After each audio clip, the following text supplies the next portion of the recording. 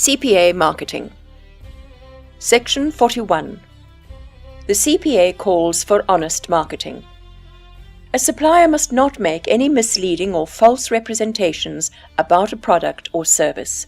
This includes the price, the uses and advantages of a product or service, the condition, standard and model of goods, the ingredients of a product, the delivery and availability of goods and services, the naming of a supplier, connection or sponsor of a particular product or service, the failure of a supplier to correct a consumer on any misunderstanding, mistake or error about a product or service, and the use of the words and double meanings to exaggerate and cover up accurate information about the product.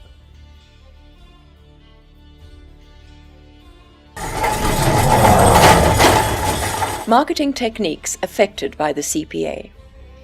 Puffery. Puffery is the use of exaggerated praise in advertising. It is sales talk, where a manufacturer or supplier claims his product is superior to others based on his own opinion, not on fact. For example, Land Rover's claim that it is the best 4x4 by far. This is Land Rover's own belief of how good its vehicle is. It is not puffery if Land Rover claims that it is the safest 4x4 vehicle. This suggests a material fact relating to the car and should be based on actual tests and evidence. So the CPA stops the exaggeration of a material fact. As long as it is clear that an opinion is being expressed and that the opinion is not misleading the customer, then some puffery is permissible under the CPA.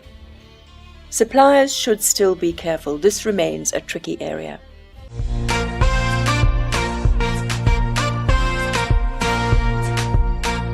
Overselling and overbooking. Airlines and hotels are known to overbook their seats and rooms. Under the CPA, this is no longer allowed. No payment may be received by the supplier unless they have the ability to supply the goods or services. There must now be a delivery commitment from the supplier. A refund or an offer of goods similar to or better than the ones promised must be given to the consumer for non-delivery. Only if the shortage is caused by circumstances beyond the supplier's control is he not liable. Bait marketing. This is when a great price on goods or services is offered to attract customers.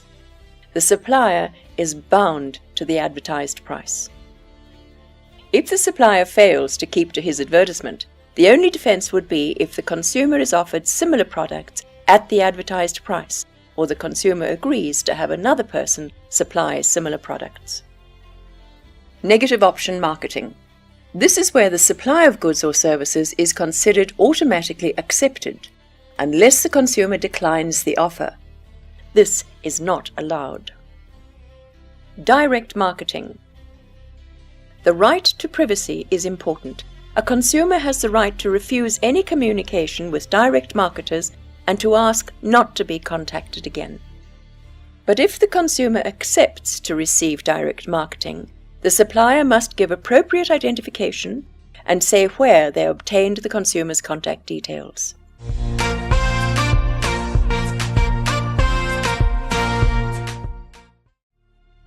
There are also restrictions on the times when these consumers may be contacted. Referral selling. A supplier is not allowed to offer or sell goods to a consumer which offers that consumer some commission or rebate if he gives the names of other consumers, and that the rebate or benefit is received on the happening of a future event, for example, when the other contacted consumers also agree to buy goods from the supplier. Promotional competitions. These are carefully regulated in Section 36 of the CPA. For example, the names of winners must not be falsely given. Competition rules must be made available to all interested consumers before they enter the competition. Section 34. Trade coupons and similar promotions. Any promotional offer made by a supplier must be fulfilled. The details and value of the offer must be set out clearly. No money can be charged for these offers or coupons.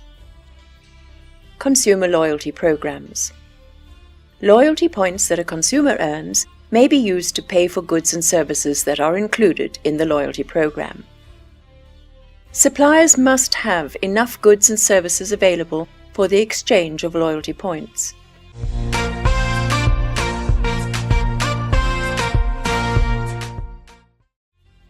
Consumers must understand where and how they can use their points. Consumers must not be required to buy something extra to activate their points. Alternative work schemes. Such a scheme must warn consumers of the uncertainty of success with any work scheme. The contact details of the person promoting the work scheme and the nature of the work must be given. Auctions. The Act sets out some rules for the holding of auctions in Section 45. Each item or group of items sold is considered to be a separate transaction. A sale is concluded at the fall of the hammer. Notice must be given in advance for reserve prices or if the owner or auctioneer wishes to bid at the auction. Fraudulent schemes and offers. Before the CPA came into operation, the law offered protection against dishonest practices. It recognized fraud as a crime, and if an agreement was based on fraud, then the consumer could claim damages. Such activities are also dealt with in the CPA in Section 42. It prohibits any attempt to defraud another person. For example, the fraudulent transfer or disposal of property, the giving of false information about property, false authorization. A supplier must not pretend that they've been allowed to supply goods and services on behalf of another supplier. A fraudulent currency scheme. A supplier must not pretend to be able to make money by using magic or special chemicals. No one should make or issue money without being allowed to do so. Money laundering. No one is allowed to use the money earned from criminal activity to promote or continue any other activity.